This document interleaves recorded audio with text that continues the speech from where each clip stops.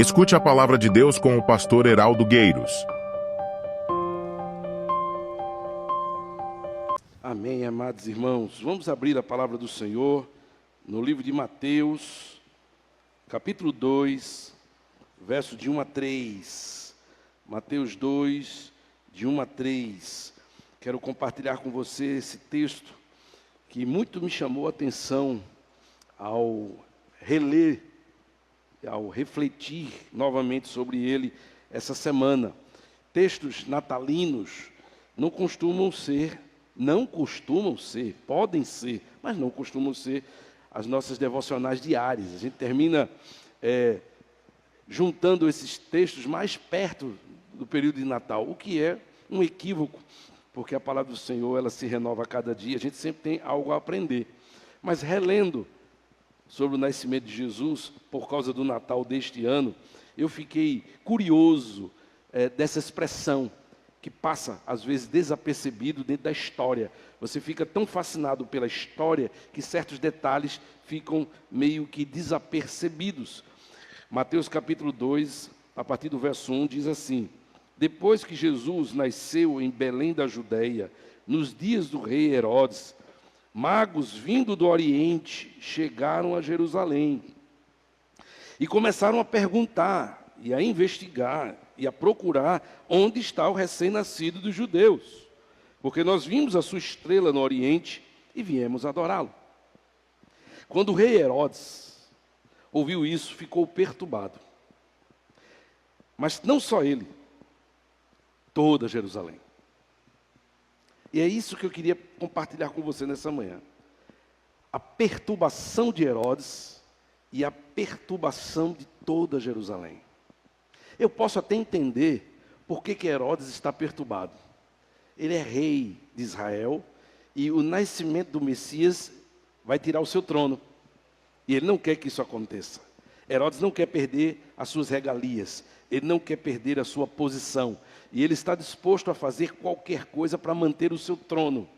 Tanto que ele vai mandar matar a criança. Mas por que toda Jerusalém?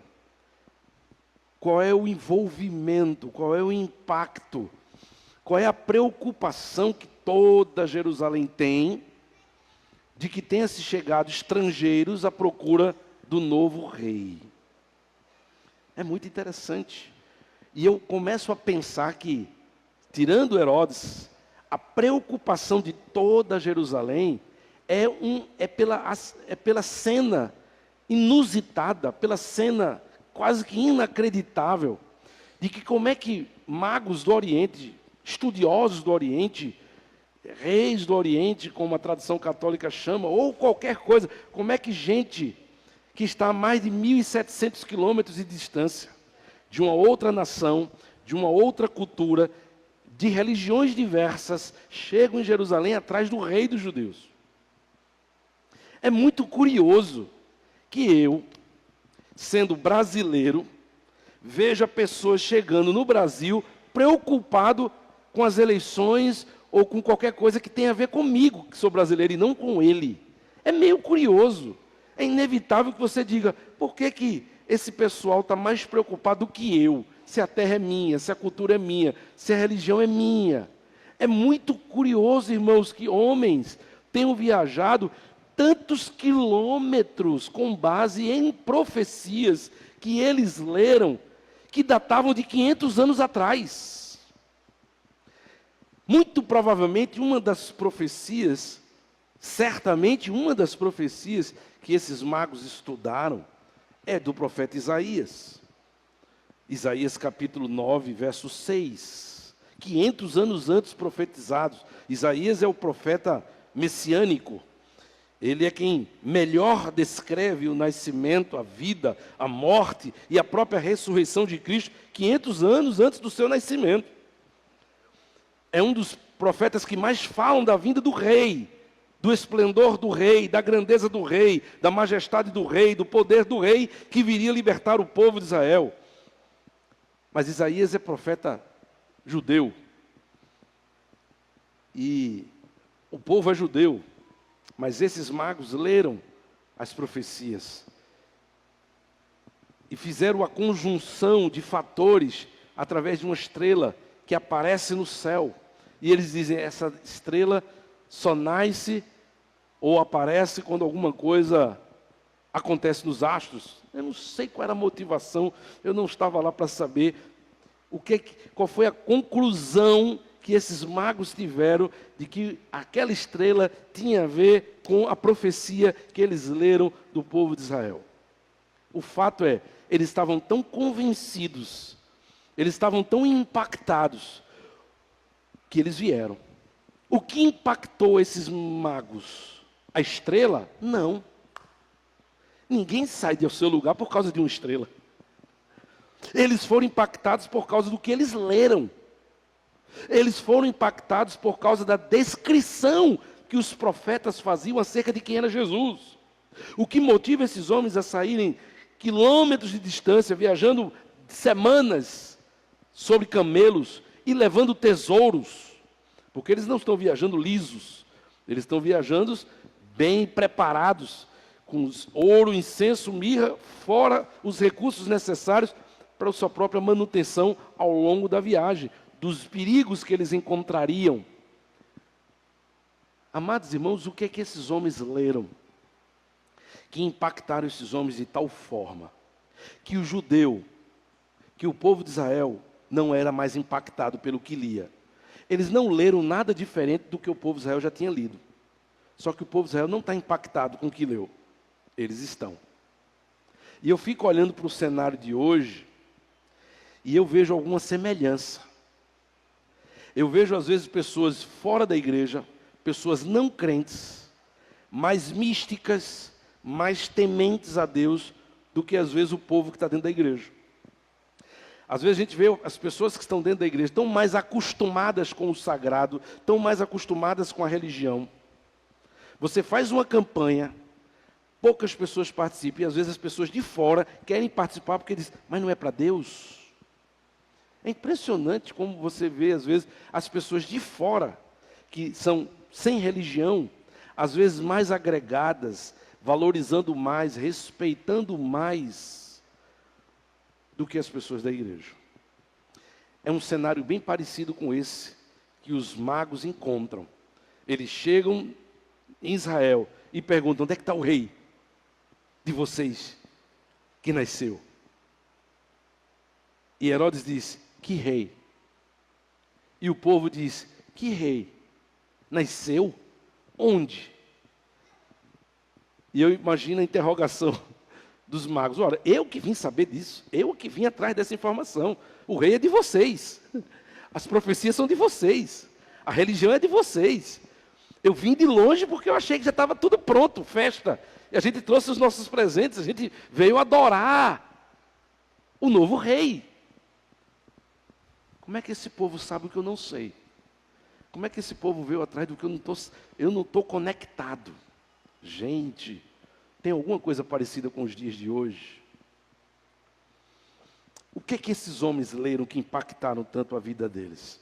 E partindo do pressuposto que, com certeza, um dos textos foi o de Isaías 9:6, Isaías 9:6 diz assim, porque um menino nos nasceu, um filho se nos deu, o governo está sobre seus ombros, e o seu nome será maravilhoso conselheiro, Deus forte, Pai da eternidade, príncipe da paz.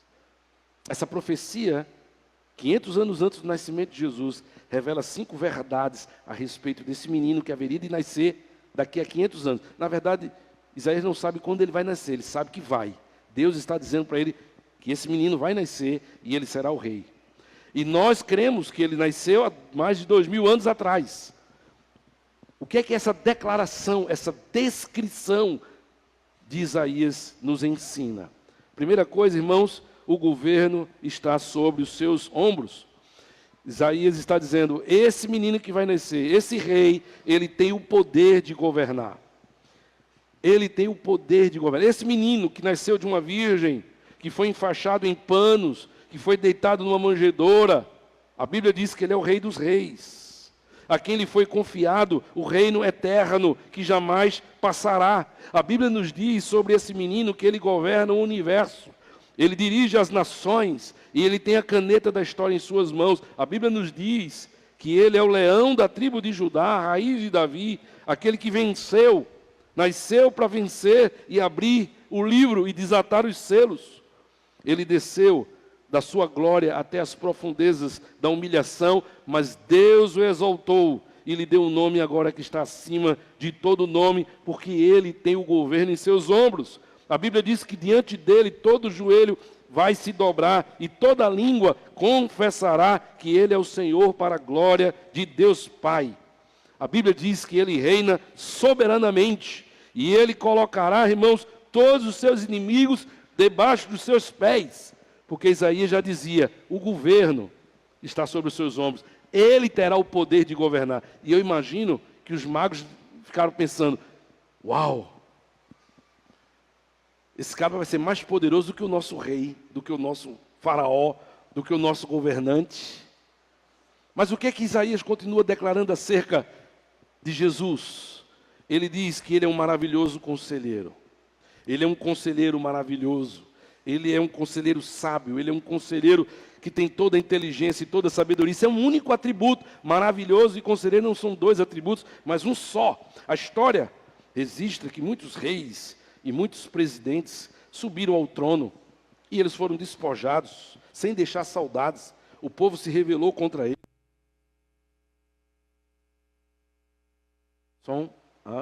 Melhor. Nós vemos agora um dos governos, chamado da Síria, que houve uma rebelião dentro do próprio governo, uma guerra civil, para deportar o governo. Pessoas que subiram sem nenhum tipo de sabedoria e governaram de forma brutal, usaram o poder para oprimir seu próprio povo, e eles não deixaram saudades. Mas Isaías está dizendo que esse menino, que será o Messias, o rei de judeus, ele governa com justiça. A Bíblia nos diz que suas leis são justas, suas palavras são verdadeiras, seus atos são cheios de misericórdia. A Bíblia nos diz que diante de Jesus, toda a terra está cheia da sua bondade, porque as suas palavras são espírito e vida. Isaías está dizendo na sua profecia que só ele, na verdade, tem as palavras de vida eterna, a sabedoria eterna, porque ele é o maravilhoso conselheiro. Ele é o refúgio, irmãos, dos cansados. Ele é o abrigo dos desamparados. Jesus é a cidade dos perseguidos. A sua graça, ela é perdoadora. O seu amor é restaurador. As suas palavras são medicina para a alma, são remédios para o coração. A Bíblia diz que aqueles que ouvem a sua voz são bem-aventurados. Aqueles que ouvem os seus conselhos, a sua sabedoria, os seus mandamentos, os seus ensinos, são mais que felizes. A Bíblia dirá, amados irmãos, que aqueles que andam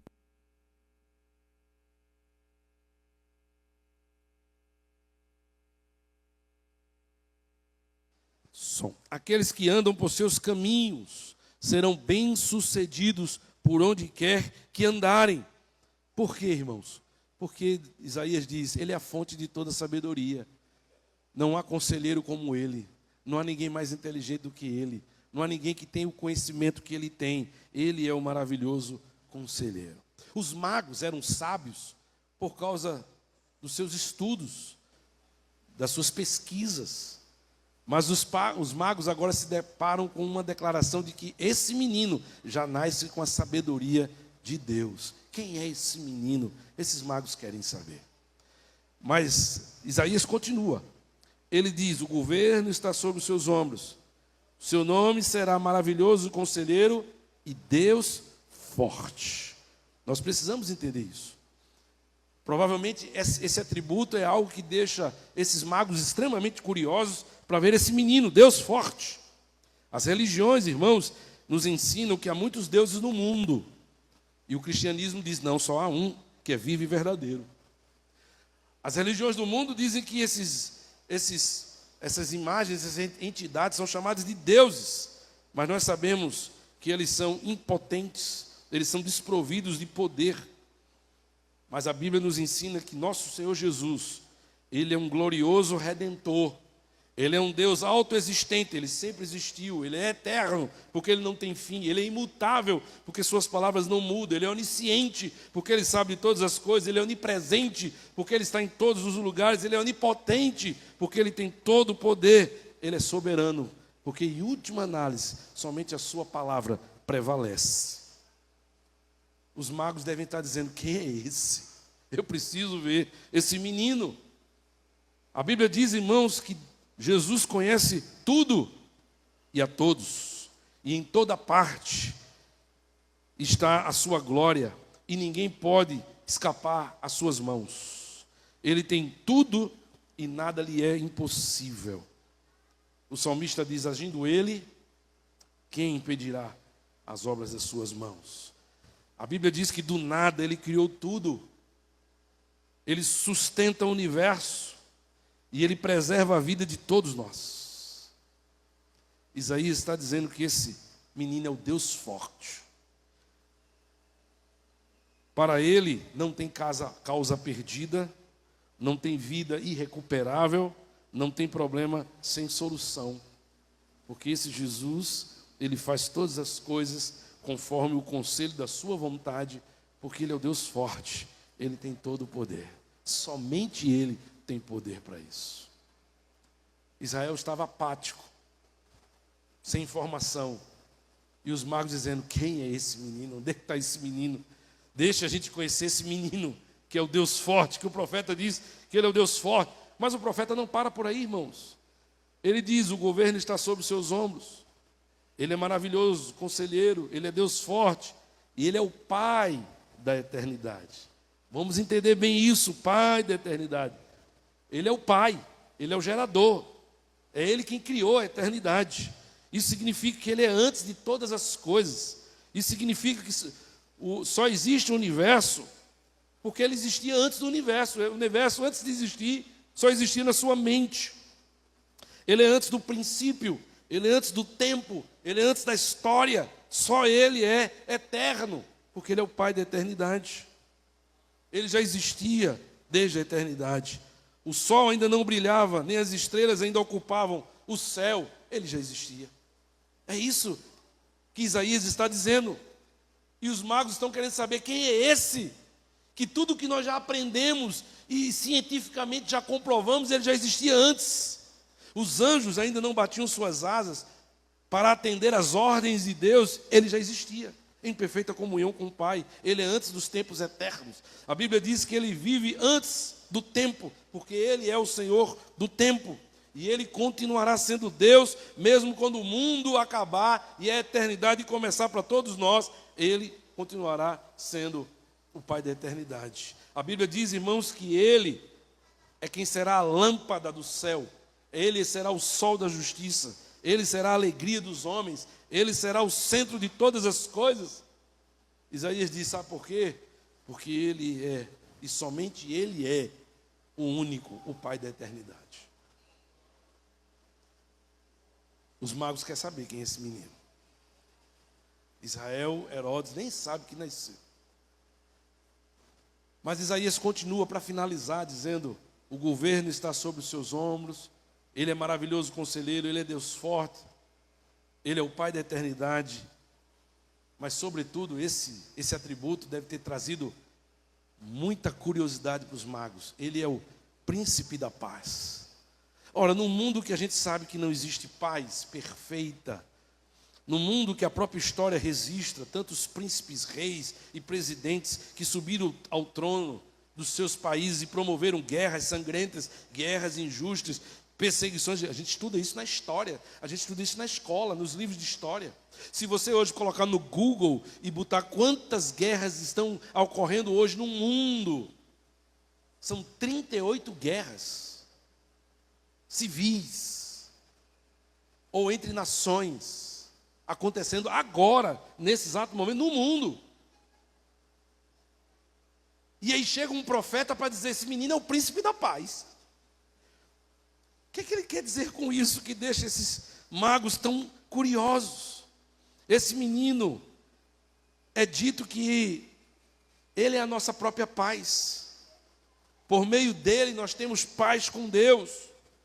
Por meio dele nós temos a paz de Deus. Ele traz a paz de Deus num mundo em conflito. E aonde ele está, ele retira o conflito, e ele retira o ódio e a raiva, e ele transforma e traz a paz. A Bíblia, amados irmãos, nos diz que aqueles que vivem debaixo do governo de Jesus recebem uma paz que excede todo o entendimento e que o mundo não pode dar. É isso que a Bíblia diz. O que Isaías está dizendo é que nesse mundo ferido de tantas guerras e açoitados por tantas injustiças, é mais que necessário que nós estejamos descansados, debruçados nos braços daquele que é o príncipe da paz. Ele é a resposta para esse mundo aflito. É isso que Isaías está dizendo, e é essa resposta que os magos querem descobrir. Só quando nos submetemos ao seu governo, que está sobre os seus ombros, seremos verdadeiramente felizes e desfrutaremos da verdadeira paz, que não é a ausência de problemas, mas a certeza de que somos cuidados, supridos, livrados, protegidos, que todas as coisas que acontecem na nossa vida são boa, perfeita e agradável, que todas as coisas que acontecem na nossa vida é para o bem daqueles que são chamados pelo seu decreto, e que nós estamos a caminho do seu reino de paz. Sem ele não há paz. Paz só pode existir quando ele está presente. Frequentar a igreja não traz paz. Ler a Bíblia sozinho não traz paz. Somente quando nós entregamos a nossa vida a Jesus é que nós desfrutamos da verdadeira paz. Há muitas pessoas que cantam cânticos de paz, mas ainda não conhecem a paz, porque não conhecem esse menino que os magos quiseram conhecer, que os magos viajaram para conhecer, o príncipe da paz. O Natal que estamos celebrando a partir de hoje, domingo de Natal, e próxima quarta-feira, o culto de Natal, não foi um acontecimento, irmãos, acidental, algo que fugiu da agenda de Deus. Mas você precisa entender que o próprio Natal acontece porque ele está dentro de uma agenda traçada desde a eternidade, irmãos. Deus não foi pego de surpresa, Deus não usa rascunhos. O Antigo Testamento já deixou tudo profetizado. Isaías estava dizendo como seria essa história, como seria o seu nascimento, como seria a sua vida, como seriam os seus milagres, como seriam os seus ensinos, como seria a sua morte, como seria a sua ressurreição. São mais de 1730 profecias. E por isso os magos estão tão fascinados, tão impactados, tão sedentos de conhecer quem é esse menino. Por isso que eles enfrentam uma viagem, enfrentam perigos e enfrentam um rei déspota que claramente não sabe nada sobre o menino e não quer aceitar a realidade desse menino e quer usar desses magos agora para matar o menino, mas os magos não estão preocupados com isso, porque vale a pena o esforço, o risco de achar esse menino. Eles querem achar esse menino. O Verbo eterno, doador da vida, se fez carne e habitou entre nós. Essa é a história do Natal. Ele, sendo Deus, se fez homem. Ele, sendo glorioso, esvaziou-se a si mesmo. Ele, sendo rico, se fez pobre. Ele, sendo rei dos reis, se fez servo. Ele, sendo santo, se fez pecado. Ele, sendo bendito, se fez maldição por mim e por você. Ele, sendo o autor da vida, ele morreu por nós, para mostrar do que é feito o seu amor, quanto ele nos ama. Esse é o Jesus profetizado por Isaías, que encanta esses magos. A Bíblia, amados irmãos, diz que o Filho de Deus nasceu numa estrebaria, ele cresceu numa carpintaria, ele dormiu num barco emprestado, ele entrou em Jerusalém num jumentinho emprestado, ele reuniu-se num barco emprestado com seus discípulos, ele celebrou a ceia e inaugurou o início do seu suplício num salão emprestado. Ele morreu numa cruz que não lhe pertencia, inocente. Ele foi sepultado num túmulo emprestado. A Bíblia diz que ele desceu até o último grau da humilhação para mostrar o seu grande amor por nós. Esse amor que os magos querem descobrir. Mas a Bíblia diz que a morte, por causa disso, não pôde retê-lo. E ele saiu daquela sepultura, triunfante. E ele ressuscitou e inaugurou a imortalidade, das quais aqueles que partiram já conhecem. E essa imortalidade que eu e você um dia conheceremos também. E a Bíblia diz que ele da terra voltou ao céu. E a Bíblia diz que ao chegar no céu, ele assentou-se no seu trono. E a Bíblia diz que ele está à direita de Deus, e ele cuida de nós e intercede por nós com gemidos inexprimíveis. O Natal nos ensina que ele voltará para nos buscar. E ele voltará pessoalmente, como o anjo disse, assim como o viste subir, o verás descer.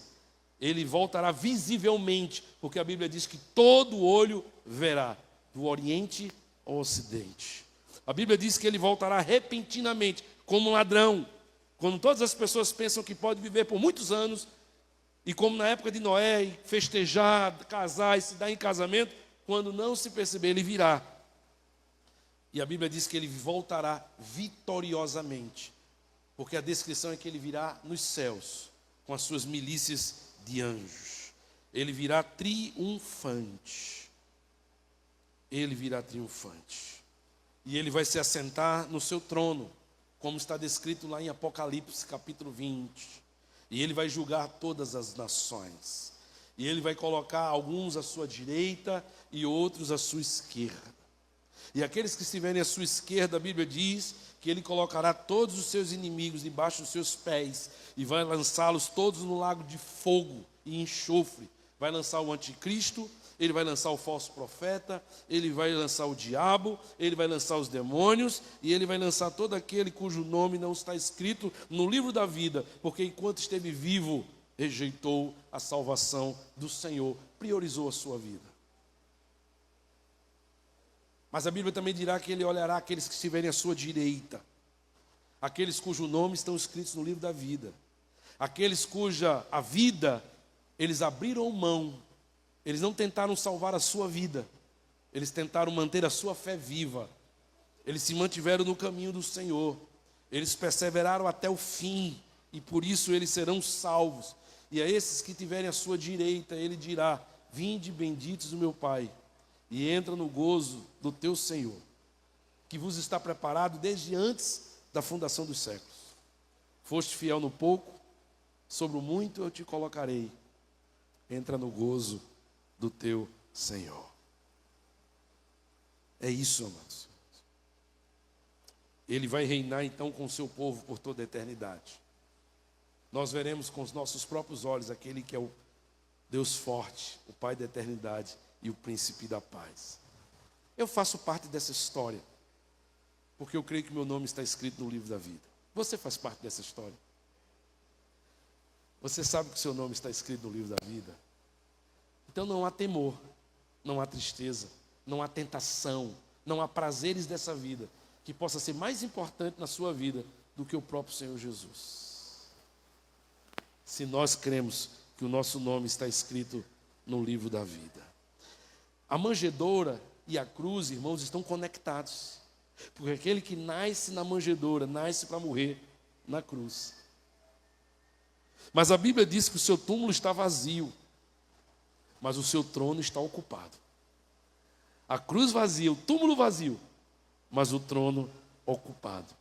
Hoje é o dia, começar de hoje é o dia, irmãos, e é o momento de como aqueles magos, sermos capazes de sair da nossa terra, sermos capazes de sair do nosso conforto, sermos capazes de perseverar num caminho perigoso, sermos capazes de enfrentar quaisquer desafios, para achar esse menino, para nos prostrarmos diante desse menino e para adorá-lo.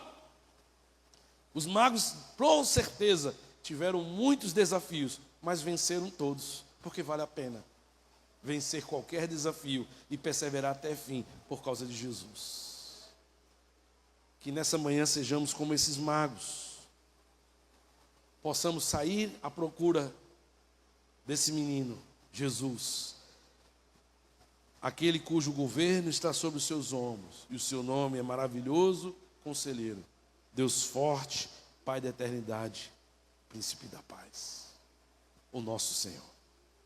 Bendito seja o seu nome. A Ele honra, glória e louvor pelos séculos dos séculos. Amém.